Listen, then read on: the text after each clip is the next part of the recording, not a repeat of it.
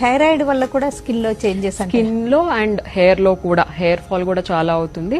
Skin కూడా హైపోనా హైపోథైరాయిడిజమా hyper thyroidism బట్టి మన స్కిన్ కూడా డ్రై బ్రిటిల్ అవటం గానీ లేకపోతే ఇట్లా లస్చర్లెస్ అలాగా అయిపోతూ ఉంటుంది అనమాట.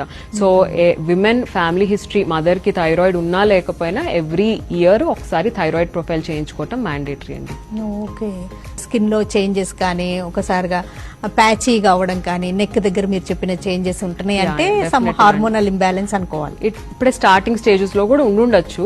సో అది ఒకసారి మనం ఇన్వెస్టిగేట్ చేయాల్సి ఉంటుంది. వెకేషన్ కి వెళ్ళొచ్చినాక డార్క్ అయ్యాము అదే అంటే అది కామన్. ట్యానింగ్ అది షుడెంట్ బి అ ప్రాబ్లం. ఏదన్నా 1 week 10 days after coming back from a trip అట్లా అయితే దట్ పిగ్మెంటేషన్ ఇస్ నార్మల్.